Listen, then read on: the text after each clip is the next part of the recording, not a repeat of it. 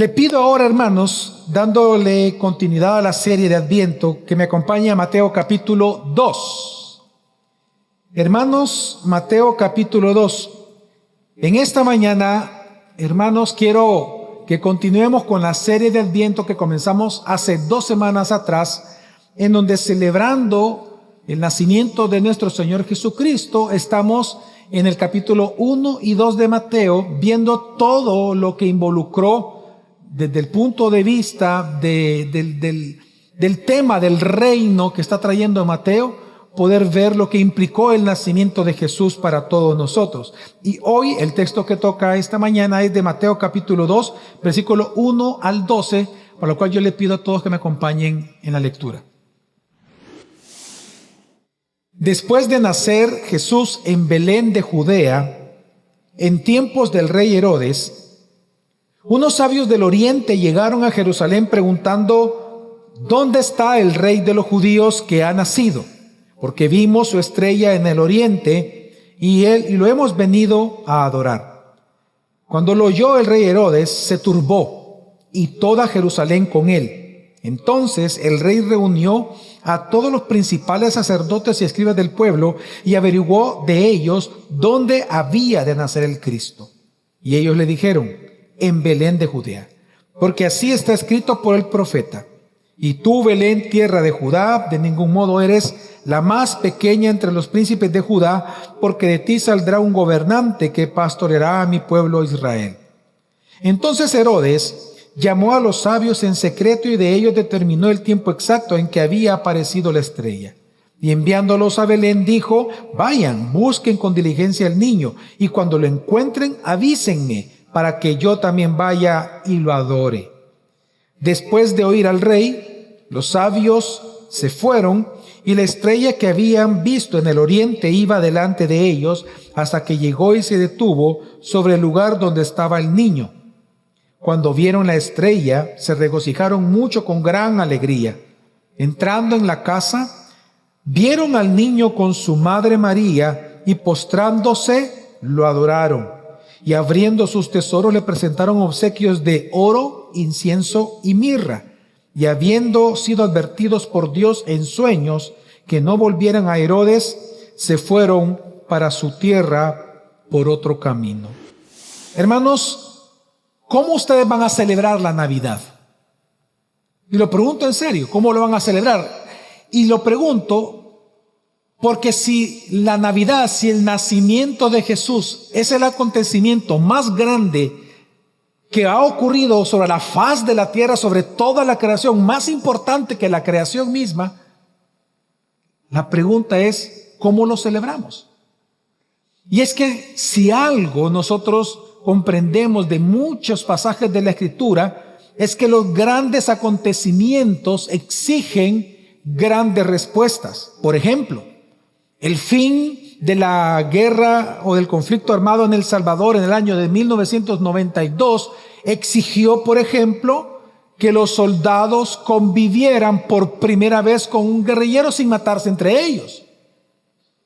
Un gran acontecimiento, como fue la firma de la paz, acuerdos de paz, exigía una gran respuesta. Tanto que, por ejemplo, le comentaba en el culto anterior que aquí han habido hermanos con los cuales yo he estado sentado con ellos y nos hemos reído mucho cuando de repente viene uno y le dice: mira, yo estuve en tal guerra, un ex guerrillero y un ex soldado, yo fui francotirador en la misma zona, en la misma guerra estuvimos, mira. O sea, uno queriendo matar al otro. Y va a contar sus propias handas: sí, yo te vi, yo te que dispare. O sea, yo, wow, qué increíble, ¿no? O sea, un gran acontecimiento exige una gran respuesta. De hecho, después de la firma de paz, lamentablemente por causa de la pobreza y por causa del crimen organizado, surgió el fenómeno de las maras. Pero ahora que ya prácticamente no existen las maras, hoy llamados y calificados como terroristas, resulta que también ese gran evento para nosotros exige una respuesta en nosotros, que no queremos regresar a eso ninguna vez más. O pensemos en algo más personal: el matrimonio. El matrimonio es uno de los más grandes acontecimientos en la vida de una persona. Amén. Pero eso exige que aprendan a vivir en armonía. exige que se responda a una pregunta, y es: ¿cómo tenemos que vivir ahora los dos juntos si por años hemos vivido solteros? Pues bien, hermanos, los grandes acontecimientos sí exigen grandes respuestas. Y por eso es que yo pregunto, si Jesucristo es el Emmanuel, como lo predicamos la semana pasada, si ha nacido el Emmanuel, si Jesús es Dios con nosotros, si el Dios Trino encarnó en la persona del Hijo, ¿qué debemos de hacer ante el nacimiento de Jesús? Es decir, ante el más grande y más importante de los acontecimientos que ha ocurrido desde la creación, hermanos. ¿Cómo tenemos que responder ante la primera venida de nuestro Señor Jesucristo? Pues bien, este texto nos enseña que los creyentes respondemos ante el acontecimiento del nacimiento de Jesús con plena y total adoración a Él. ¿Qué es lo que nosotros vemos aquí? Hermanos, el texto nos está enseñando que la gloria de Jesús, la majestad de nuestro Señor es de tal magnitud, Él es tan majestuoso Rey, que la respuesta de los creyentes ante su majestad y grandeza como Rey es que lo adoremos como Él debe y merece ser adorado. Hermanos, si Jesús verdaderamente es el Mesías, Rey, Salvador, eso exige nuestra adoración. Por lo tanto, hermanos, mira, en aquel entonces el nacimiento de Jesús no dejó indiferente a nadie. Este texto nos enseña que no dejó indiferente a nadie. Vemos que unos lo odiaron, otros se angustiaron, otros lo ignoraron, pero los creyentes lo adoraron. Así que al igual que aquel entonces, hoy, hermanos, la Navidad no tendría que dejar indiferente a nadie. Es un recordatorio tan importante en esta época, el nacimiento de Jesús, que eso exige de ti y de mí una respuesta. Exige de nosotros una respuesta clara, porque si Jesús es el Rey, entonces esa realidad demanda de nosotros una acción. Por lo tanto, hoy, en esta época de Adviento, yo quiero animarte en este texto, a partir de este texto, hermanos, a algo específico en esta mañana. Y es a que porque Jesús es el Rey, el Mesías Rey, adorémosle plenamente a Él. Adorémoslo. Porque es lo que el texto nos enseña. De hecho, el texto nos enseña tres cosas.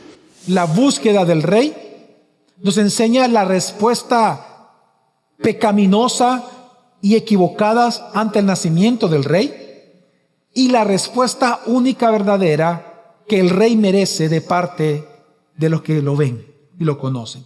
Así que quiero que veamos estas tres cosas en este texto. Y lo primero que tenemos que ver, hermanos, es la búsqueda del Rey con que inicia este texto. Leamos por favor conmigo, acompáñenme a Mateo capítulo 2, versículo 1 al 2, dice así la palabra de Dios.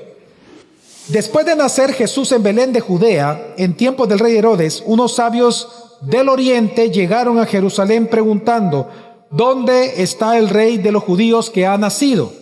Porque vimos su estrella en el oriente y lo hemos venido a adorar. Hermanos, Antes de continuar con esto, creo que es sumamente importante hacer varias aclaraciones respecto a estos sabios, o como dice Reina Valera, respecto a estos magos que menciona el texto bíblico. Lo primero que tengo que decirles, hermanos, es que estos magos o sabios no eran tres reyes como los pinta la tradición, llamado Belsasar o como Melchor, Gordinflón, no sé qué, o lo que sea, ¿verdad? No, olvídese de eso, por favor. Eso no es así. No eran ni reyes, no eran tres, ni tampoco eran hechiceros. Lo digo porque cuando alguien lee la palabra mago es como, bueno, hacen magia. No eran eso. Tampoco ellos eran unos charlatanes. No, tampoco. Sino que magos se les llamaba específicamente a personas eruditas en aquel entonces, sabios de aquel entonces, estudiosos de las escrituras muy fuertemente y de otros textos. Eran personas muy intelectuales que servían como los consejeros de los reyes de aquel entonces. Eran personas sumamente importantes.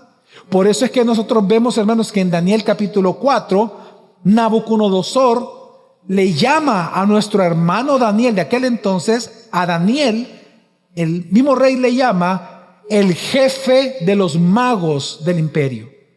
Claro, porque Daniel y sus amigos eran magos en el sentido que eran hombres muy sabios, muy letrados, que en aquel entonces comenzaron incluso a enseñar la interpretación de las escrituras a los demás que estaban con ellos.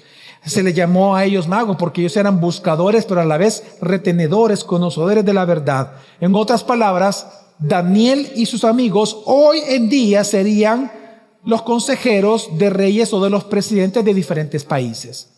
Ahora, como en todo, habían buenos magos y malos magos, o es decir, malos sabios y buenos sabios, ¿verdad? Habían malacates y habían verdaderos. En este caso, estos magos o estos sabios eran nobles, cultos y muy ricos.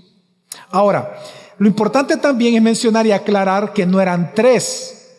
Viene por los tres regalos que se le dan. De ahí viene la tradición que como fueron tres regalos eran tres personas. No, hermanos, tuvo que haber sido mucha gente. Y este detalle para nada es menos importante. No, es muy importante. Porque esa es la razón por la cual hubo un revolú en la ciudad. Porque no es que llegaron tres guachimanes. O sea, no es que llegaron tres personas. Estamos hablando de un grupo de personas porque los sabios normalmente viajaban con un séquito militar, porque eran personas muy importantes. Si ellos eran asesores de reyes, andaban seguridad de reyes. Entonces andaban siempre con séquitos de militares y un séquito de servidores. Así que los que llegaron a la ciudad eran muchos, no menos de 25 personas, probablemente no menos de eso. Ahora, pues bien, ¿qué sucedió? Ok, sucedió que después de que Jesús nació en Belén, llegaron a la ciudad de Jerusalén preguntando estos sabios, ¿dónde está el rey de los judíos que ha nacido? ¿Sabes qué significa esa frase? ¿Dónde está el Mesías? ¿Dónde está Cristo que ha nacido? Hermanos, precisamente esta pregunta, porque si se dan cuenta, es un gerundio, preguntando. Cuando uno va al idioma original, lo que está sugiriendo el texto, lo que está diciendo Mateo, asegurando Mateo, es que ellos no es que llegaron a hacer una pregunta a una persona, es que ellos comenzaron, imagínense, militares, sirvientes y sabios, y esta gran algarabía, este gran grupo que entra, no sea de repente, de golpe, y comienzan a preguntarle uno por uno, casa por casa, ¿dónde está el Mesías que ha nacido? ¿Quién? El Mesías, sí. ¿Dónde está el Mesías que ha nacido? ¿Dónde está el Mesías? Venimos a adorarlo. ¿Dónde está? ¿Tú sabes dónde está el Mesías? ¿Tú sabes dónde está el rey? ¿Tú sabes dónde está el rey? ¿Dónde ha nacido el rey? ¿Por qué ha nacido el rey? Te cuento que ha nacido el rey. Ha nacido el Mesías. ¿Dónde está? Y resulta que por eso las preguntas de estos magos generó un gran alboroto en la ciudad. Ahora, ¿por qué ellos fueron ahí? ¿Por qué a Jerusalén? Bueno, ellos mismos dicen que ellos vieron a la estrella del oriente. Ahora, también quiero aclarar, hermano, que esta estrella no se trató de un ovni, ¿verdad? O sea, no lo digo porque esa es una de las nuevas teorías de hoy en día, ¿no? No, era un ovni, ahí está, se ve en la Biblia, el ovni, ¿qué va? No un ovni. Tampoco, hermano, fue una supernova, que es otra de las teorías que dice, no, era una supernova. Otra teoría dice, no, que fue una conjunción de estrellas que ellos siguieron. No fue nada de eso. ¿Y qué fue, pastor? Lo que dice la Biblia, si era una estrella que se movía y no la podían describir de otra manera, es porque fue un milagro. Es más, ¿dónde más nosotros vemos en la Biblia que Dios ocupa algo que se mueve para dirigir a su pueblo? ¿Dónde? En Éxodo. ¿Y qué es lo que Dios ocupa para dirigirlos y guiarlos? Una nube. Bueno, en el día, imagínense el tremendo milagro. En el día era ¿qué? Una nube. Y en la noche, una columna de fuego para que no se murieran de frío. Así que lo que estamos viendo aquí es un milagro. Un milagro porque dice que la estrella se movía. Así que era un milagro. Ahora, la gran pregunta entonces es, ¿para qué iban ahí? ¿Y cuál es la respuesta? Porque ellos querían ver al niño Jesús. Querían adorarlo. Hermanos, ellos reconocieron que Jesús era Dios. Hermanos, eso es impresionante. ¿Saben por qué? Porque estos sabios, estos magos eran paganos. Se cree que muy probablemente estos magos eran zoroastristas. Es decir, ellos venían de Persia. Ellos venían de aquel linaje académico, intelectual, que Daniel y sus amigos establecieron en aquel entonces. Hay una línea de pensamiento que Daniel impuso, o sea, que él, a través de su enseñanza, en donde él le llevó las escrituras. Entonces, todos estos países, todas estas naciones, comenzaron, en el caso de los zoroastristas, comenzaron a interpretar las escrituras a la luz de la enseñanza de Daniel. Así que estos eran hombres expertos en entender las señales, y resulta que cuando vieron las señales que ellos mismos habían estudiado, creyeron que el Mesías había nacido. En otras palabras, se convirtieron. Ahora bien, hay una pregunta: ¿por qué Dios le reveló a esos hombres zoroastristas, paganos? ¿Por qué les reveló todo esto? ¿Por qué no se los reveló a otros? La respuesta es: ¿y por qué no? Es que, hermanos, a menudo, lamentablemente, hay personas que piensan que el cristianismo, que piensan que el evangelio, que el nacimiento de nuevo, que la salvación, que Cristo solo es para personas buenas. Pero la gran noticia es que es para pecadores que aceptan el llamado de Dios a creer en Jesucristo. Hermanos, el evangelio no es para personas moralmente buenas. El evangelio es para aquellos que se ven necesitados de un Salvador, porque se ven miserables a sí mismos sin Cristo. Son para aquellos que, habiendo nacido de nuevo por medio del Espíritu Santo, ven a Cristo, creen en la obra redentora, saben y creen que Él murió por nosotros, por nuestros pecados en la cruz, que murió y resucitó al tercer día, y que se ha sentado a la derecha del Padre gobernando los cielos y la tierra. Amén. No es para personas buenas, es para personas necesitadas de salvación. Es que, hermanos, ¿saben ustedes cuál es la diferencia entre nosotros, los pecadores redimidos, de los pecadores no redimidos, de los pecadores no arrepentidos? La única diferencia es Cristo. Solo Cristo. Si nosotros estamos aquí esta mañana, es porque Cristo mora en nosotros. Si Cristo no morara en nosotros, tú y yo seguiríamos odiando a Dios. Pero tal es la gracia y la misericordia de nuestro Señor, que nos hizo nacer de nuevo. Tuvo la misma misericordia contigo y conmigo que tuvo con estos magos, que ellos, sin merecerlo, siendo paganos, zoroastristas, viendo las solas señales de la Escritura, viendo la sola Escritura, se convirtieron creyendo en el Mesías prometido por el Señor. Hermanos, esto nos dice muchísimo. Porque si tú esta mañana has venido cargado, si tú has cometido el peor de los pecados, el peor de las transgresiones, si tú has venido esta mañana habiendo cometido el más sucio de todos los pecados, déjame decirte que Jesucristo es fiel y justo para perdonar tus pecados. Si tan solo tú crees en Jesús y confiesas tus pecados, no a otra persona, sino al Señor contra quien tú pecaste. Si tú confiesas tus pecados a Él, si tú crees que Él murió por ti en la cruz, que resucitó al tercer día, tus pecados son perdonados. No importa la profundidad de tu pecado. No importa si es el más sucio de los pecados que un hombre o una mujer puedan cometer. Porque Él es fiel y justo. Él los perdona a todos, porque para eso Él murió y resucitó. Amén. Ahora, el nacimiento de Jesús, nos está enseñando Mateo, exige, como dice el Salmo capítulo 2, que todas las naciones, si Jesús en verdad es el Cristo, exige entonces que de cada pueblo, de cada tribu, de cada lengua y de cada nación, Jesús sea adorado. Amén. Ahora, ¿pero qué pasó? ¿Acaso ocurrió eso ante el mensaje de los magos? Porque si te das cuenta, ellos, sin saberlo, se convirtieron en predicadores. En el mismo Jerusalén, la cuna de la supuesta verdad en su momento, la cuna de la custodia de la verdad, ellos no pudieron ver las señales. Tuvieron que escucharla de personas extranjeras que el Mesías había nacido. La pregunta es, ¿cómo respondió Jerusalén? ¿Cómo respondieron ahí? Pues bien, ¿qué ocurrió? Vamos a ver de 3 al 8 lo que ocurrió. Cuando lo oyó el rey Herodes, se turbó. Y toda Jerusalén con él.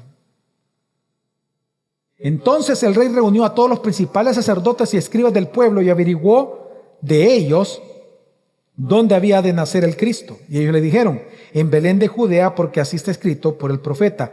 Y tú, Belén, tierra de Judá, de ningún modo eras la más pequeña entre los príncipes de Judá, porque de ti saldrá un gobernante que pastoreará a mi pueblo Israel. Entonces Herodes llamó a los sabios en secreto y de ellos determinó el tiempo exacto en que había aparecido la estrella. Y enviándolos a Belén, dijo, vayan y busquen con diligencia al niño, y cuando lo encuentren, avísenme, para que yo también vaya y lo adore. Hermanos, el nacimiento de Jesús, de nuestro Rey Salvador, en este texto estamos leyendo, provocó 3 tipos de respuestas contrarias y satánicas ante el nacimiento de Jesús, ante la Navidad. 3 respuestas satánicas. Y la primera de ellas dice que Herodes se turbó. La palabra turbación significa que Herodes, al escuchar que el Mesías había nacido y rey de los judíos había nacido, su alma se agitó, se espantó y de hecho se molestó, se airó. Ahora, imagina por un momento la escena. Estamos hablando que un grupo de extranjeros llegan a una ciudad, no pocos, sino muchos, y puerta por puerta, casa por casa, persona por persona, comienzan a preguntar de un rey, pero no por el rey Herodes, sino otro rey.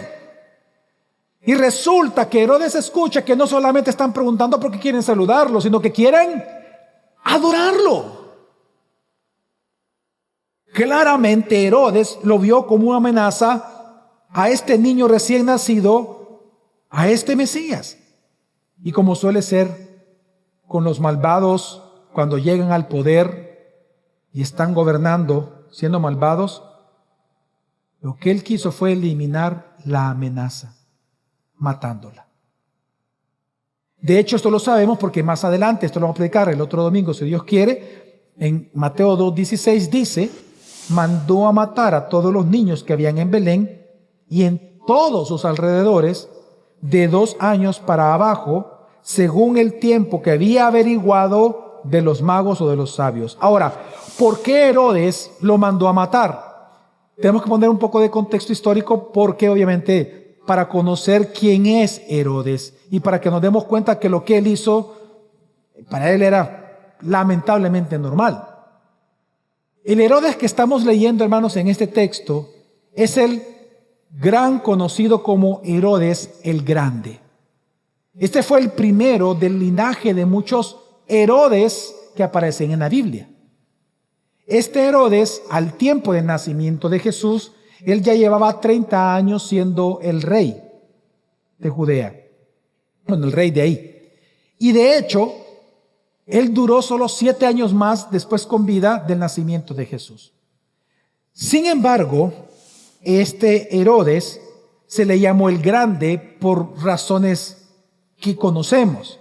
En primer lugar, se le fue llamado así porque fue un hombre muy, pero muy hábil en el combate 1 a 1.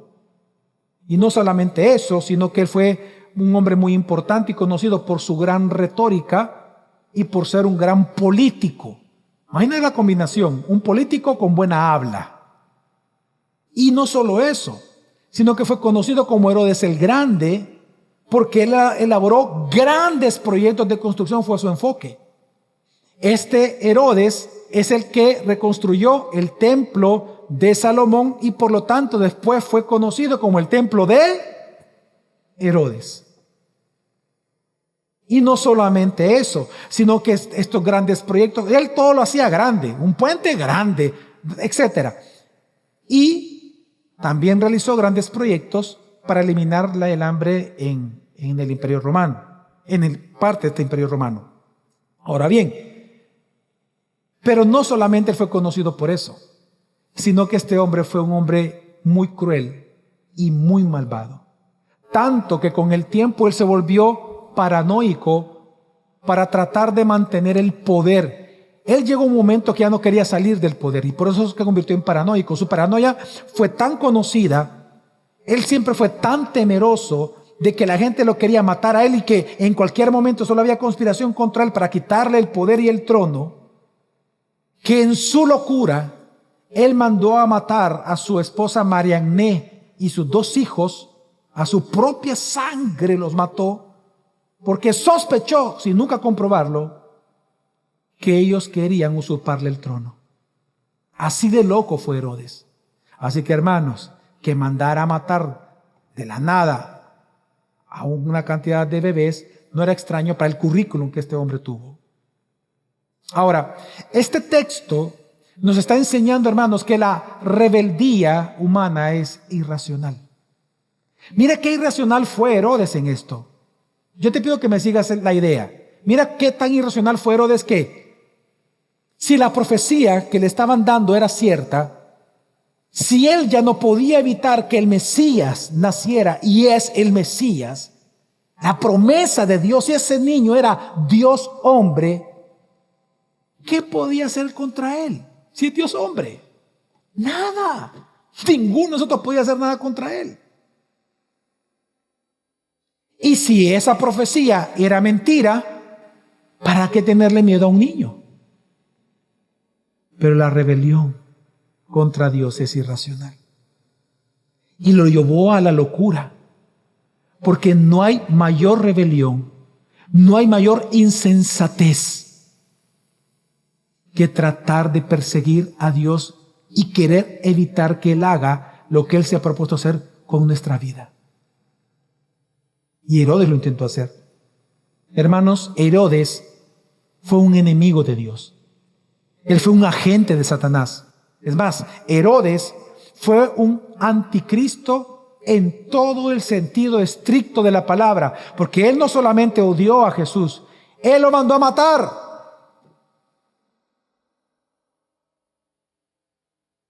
Él fue un tipo de anticristo. Lo que estamos viendo en esta narrativa es a un falso rey terrenal queriendo matar al verdadero rey celestial y de toda la creación. A un falso rey queriendo matar al verdadero.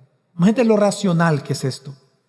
Pero lamentablemente hoy, hermanos, ante la noticia de Jesús, una vez más, en esta época navideña, nosotros encontramos este mismo tipo de respuesta de Herodes al nacimiento de Jesús hoy en día, aquí en nuestra sociedad. No son pocos aquí en El Salvador los que realmente odian a Dios, que si tuvieran incluso el poder y el dinero para poder matar a Cristo, lo mataran, o para destruir la iglesia, lo harían.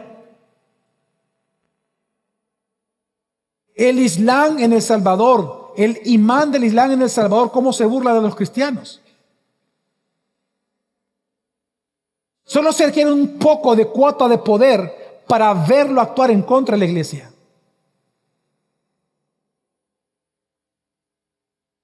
Hoy en día, la burla de los cristianos ha crecido aquí en El Salvador. Hace 10 años, el agnosticismo y el ateísmo era únicamente el 1% en El Salvador.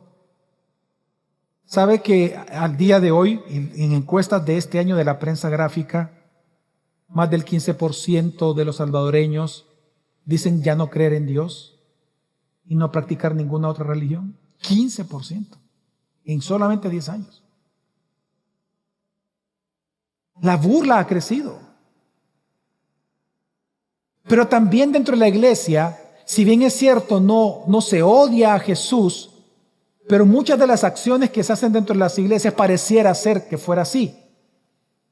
hermano, a la luz de este texto, cómo tú eres.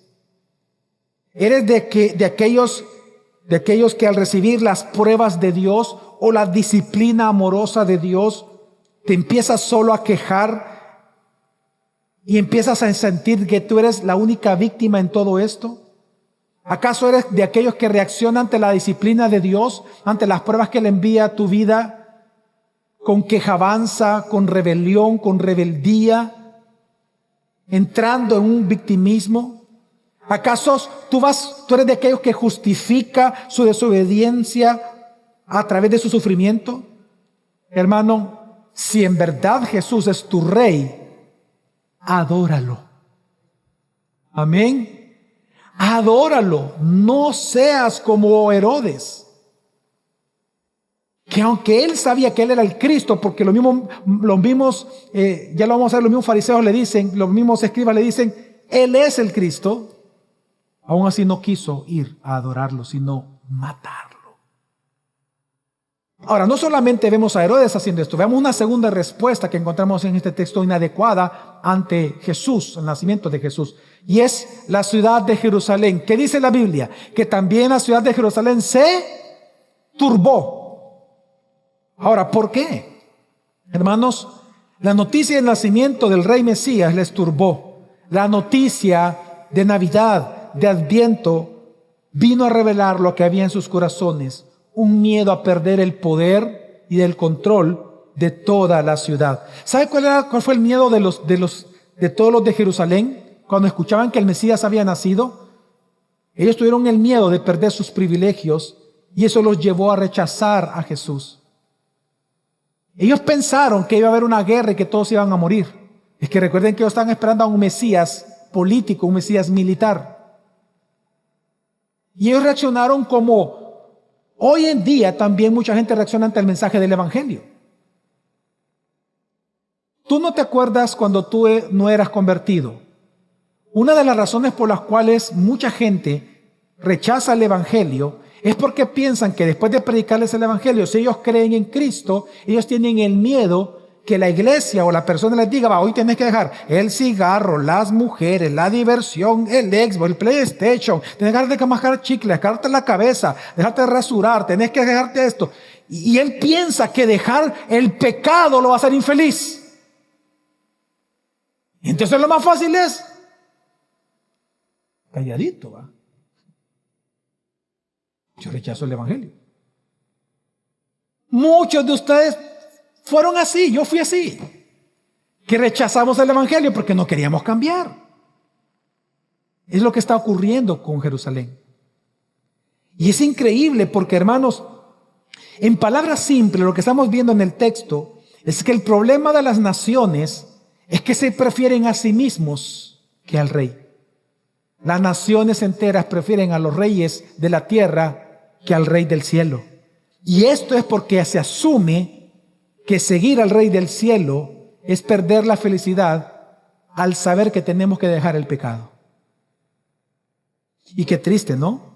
Se cumple entonces lo que dice la Biblia, que cuando a algunos se les predica el Evangelio, esa semilla que es sembrada en el corazón, los deseos de los ojos, los deseos de la carne y la vanagloria que anhela y saborea tu vida, querer de este mundo, ahogan la palabra que llegó a tu corazón y te vuelves sordo al mensaje de la Navidad, de que el Rey ha nacido, el Cristo.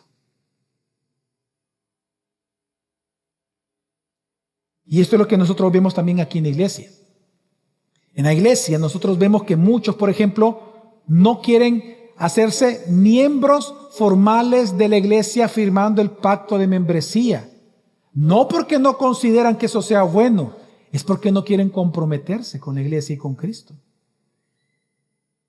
No quieren comprometerse. No quieren cuidar la iglesia. No quieren comprometerse con el Señor a servirle. No quieren servir. No quieren cuidar la iglesia. Algunos no quieren ocupar su tiempo de trabajo o su tiempo de ocio para la iglesia. No quieren que sea estorbado. Es igual con aquel que promete servir y servir y servir en un ministerio y nunca sirve a Dios. O aquel que nunca ofrenda generosamente a Dios. ¿Saben por qué los que no quieren servir y los que no quieren ofrendar, por qué lo hacen? Al final porque temen perder algo. El que le invitan a servir y no lo hace, teme perder tiempo para jugar PlayStation, para jugar canicas, para rascarse la cabeza, para cualquier otra cosa. Tienen miedo de perder ese tiempo.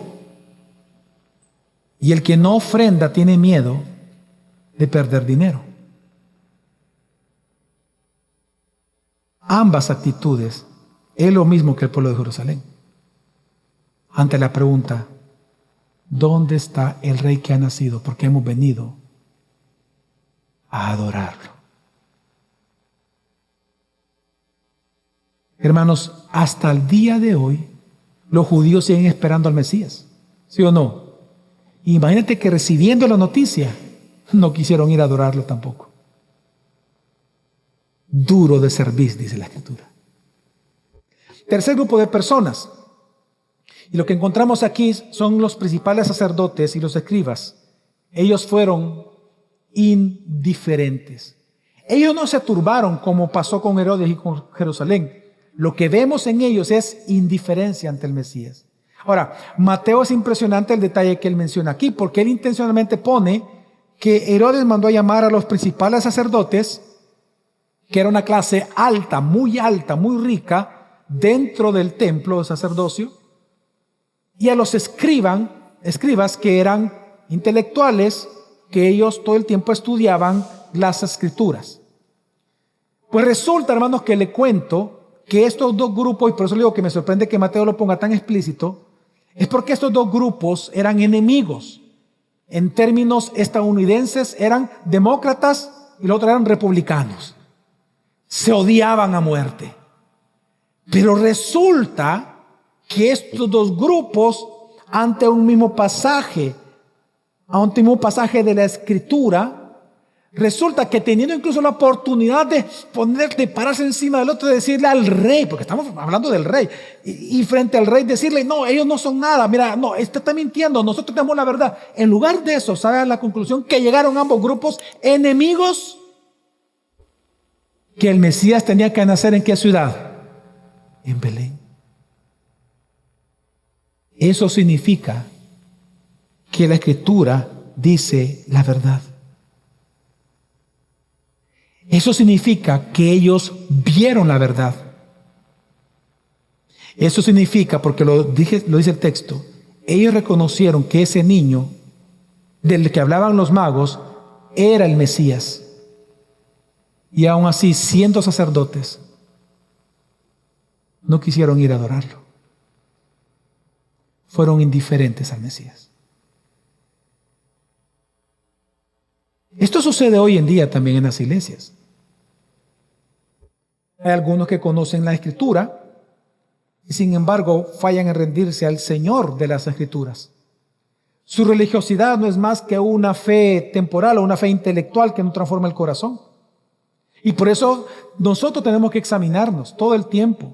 Si el conocimiento teológico te lleva a Cristo o el conocimiento teológico es como ver una red social. Ya aprendí algo nuevo. Sigo haciendo scroll.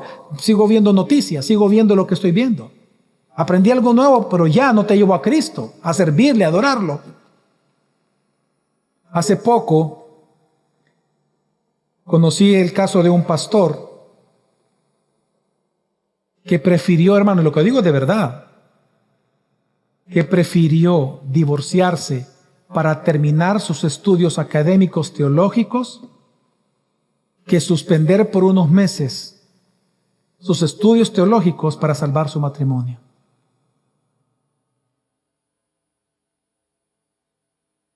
Él se divorció para salir así en la foto. Se divorció. Y lo justificó. Eso es ser indiferente a Cristo. Ahora, ¿Cuál es entonces la respuesta correcta al Rey Mesías, que es Cristo? Leamos del 9 al 12. Dice: después de oír al rey, los sabios se fueron, y la estrella que habían visto en el oriente iba delante de ellos hasta que llegó y se detuvo sobre el lugar donde estaba el niño. Cuando vieron la estrella, se regocijaron mucho con gran alegría. Entrando en la casa, vieron al niño con su madre María. Postrándose, lo adoraron, y abriendo sus tesoros, le presentaron obsequios de oro, de incienso y mirra. Y habiendo sido advertidos por Dios en sueños que no volvieran a Herodes, se fueron para su tierra por otro camino. Ahora, fija tu mirada en el versículo 10 cuando dice: cuando vieron la estrella, se regocijaron mucho con gran alegría. Amén. ¿Por qué? ¿Por qué estaban alegres? Porque al fin su travesía había terminado.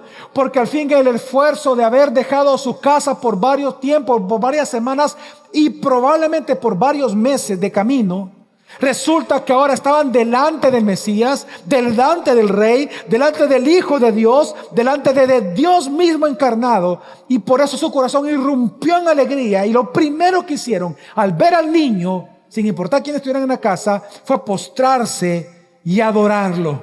Hermanos, lo que vemos aquí es que el gozo, la alegría albergó sus corazones, porque al fin aquel que su alma buscaba lo encontraron. Aquel que andaban buscando lo vieron. A ellos les sucedió lo que dice Cantares 1, versículo 7, cuando la amada le dice al amado: hazme saber, oh tú, a quien ama mi alma, dónde tú apacientas. La amada le está diciendo: oh amado mío, al que ama mi alma, dime dónde tú pastoreas, porque yo quiero que tú me pastorees.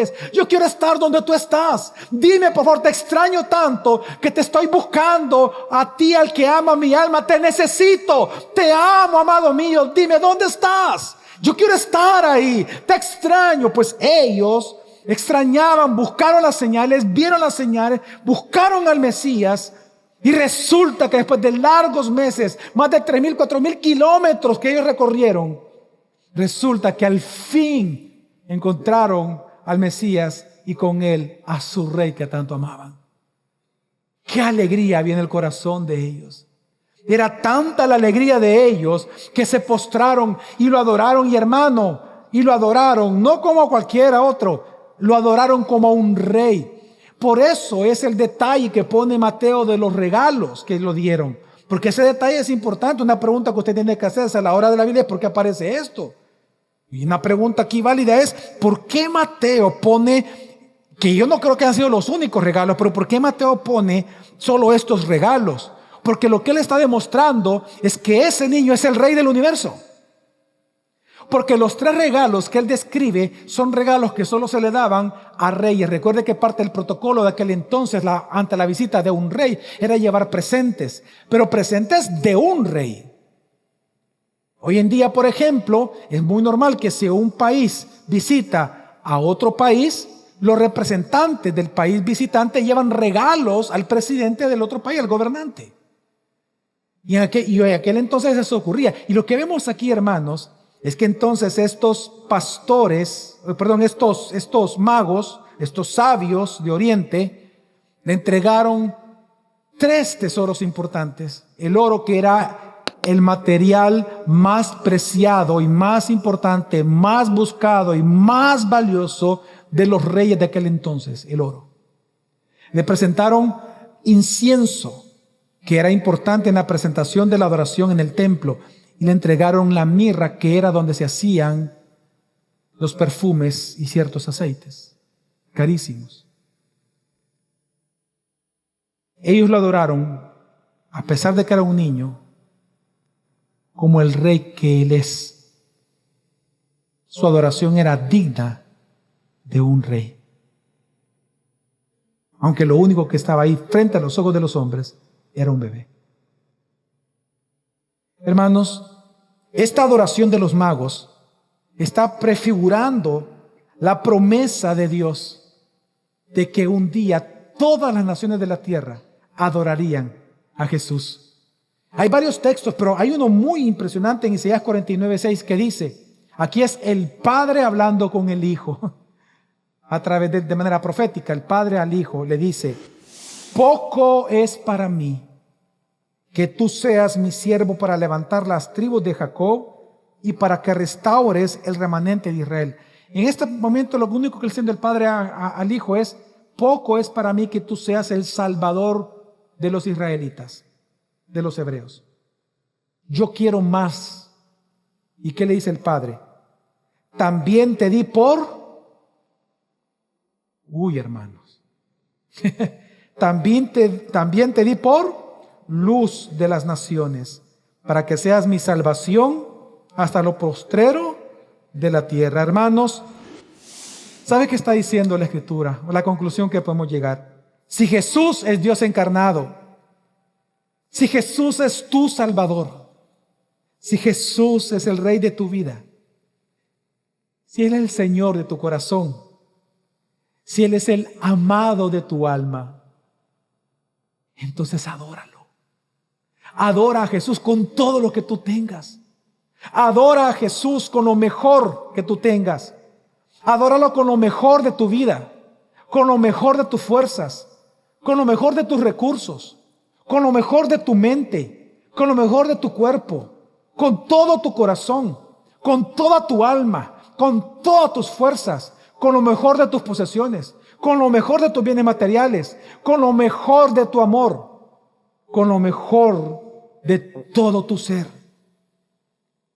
Hermanos, hoy en este tiempo de Adviento celebremos la encarnación de nuestro Rey Salvador Jesucristo, pero entregando voluntariamente lo mejor de todo lo que nosotros tengamos.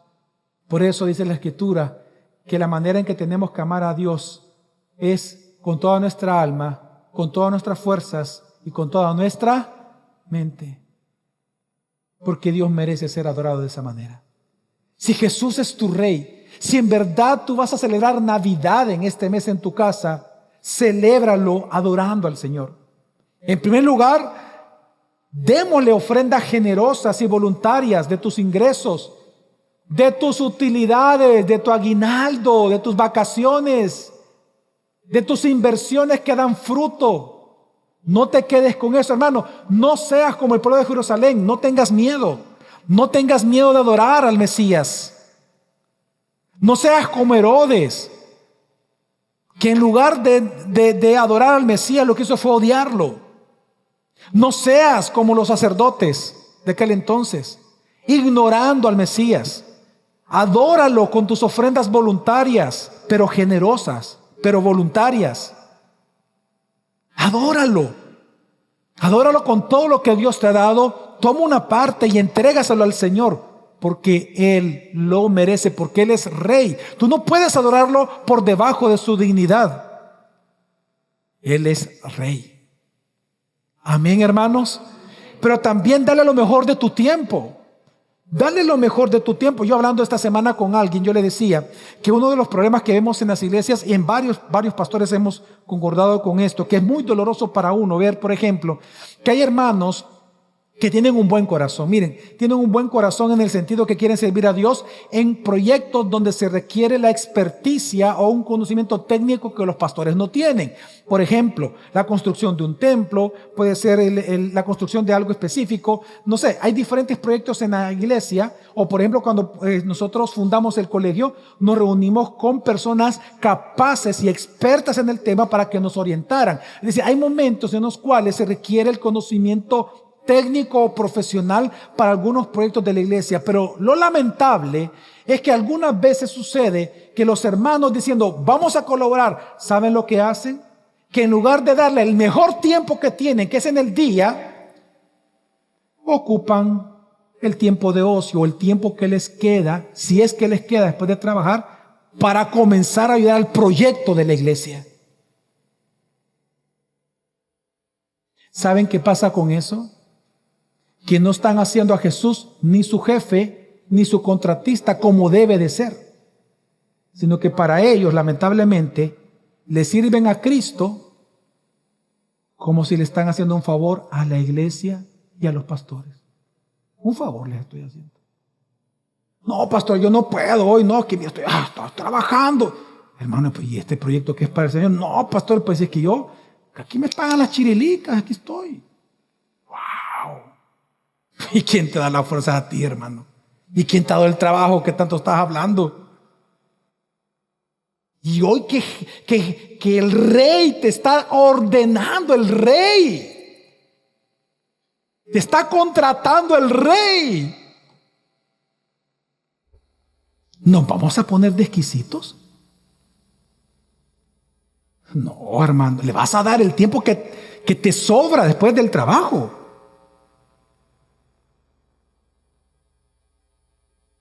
Es como que, no sé, es como que a nosotros los pastores nos invitaran a una boda y juega, en tu caso, el Barça. En mi caso, el Real Madrid.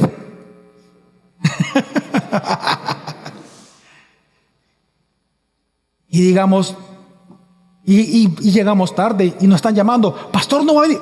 Tranquilo, no tengo tiempo. ¿Tú te imaginas si yo viviera con ese principio? O que alguno de los pastores de iglesia viviera con ese principio. Solo cuando tengamos un horario disponible es que le vamos a servir a ustedes. No habría boda, no habría nada, hermano.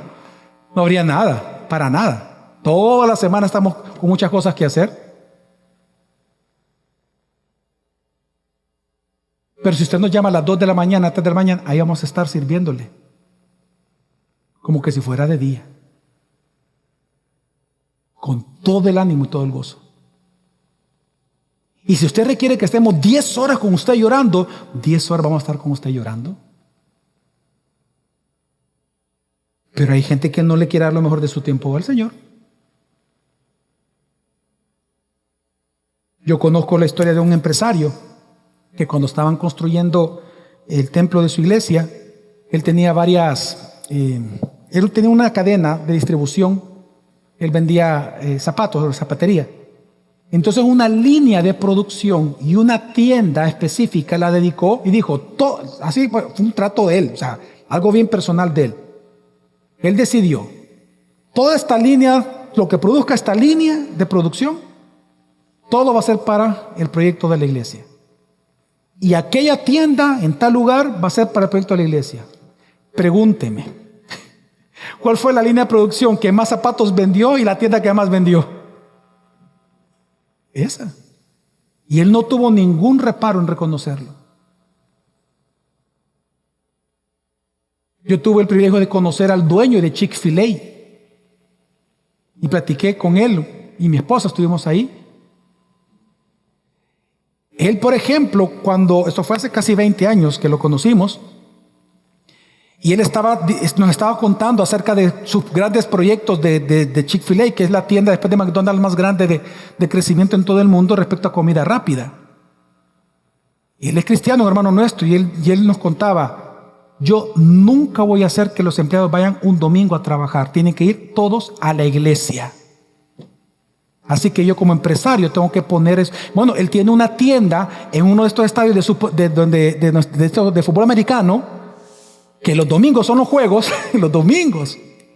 Y resulta que él pone la tienda y llegan los miles de personas y es la única tienda que está cerrada. Los dueños del estadio le exigieron y le dijeron, te vamos a quitar si tú no abres domingo. Y le dijo, pues no, porque yo compré el puesto.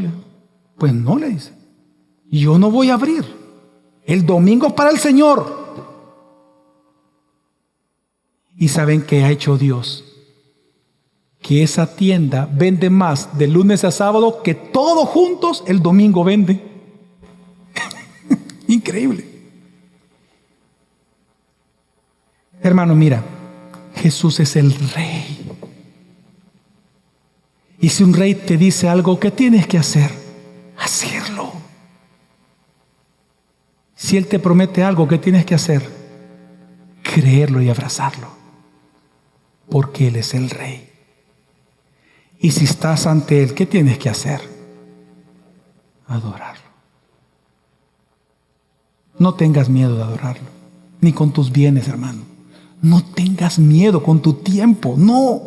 Con toda tu familia, sírvele al Señor.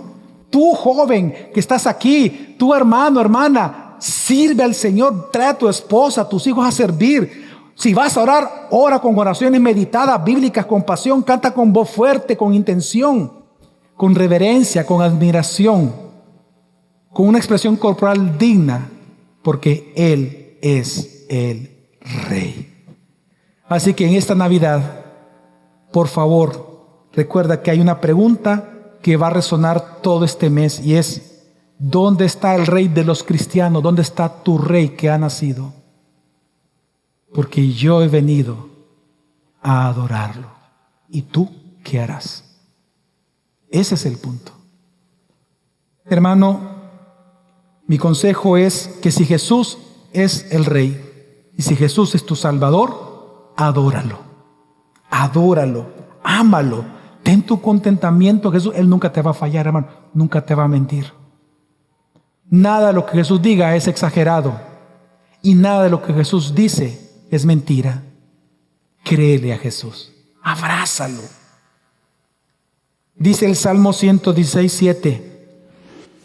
Vuelve, oh alma mía, a tu reposo. ¿Y cuál es el reposo del alma? Porque Él, Señor, te ha hecho bien. Hermanos, si Jesús es el Rey, ordénale hoy a tu alma: alma mía, regresa a adorar a tu Rey, a tu lugar de reposo, porque solo de Él viene tu bien. Adóralo. Amén. Porque Jesús, el Rey Mesías, adorémoslo de todo corazón. Vamos a orar.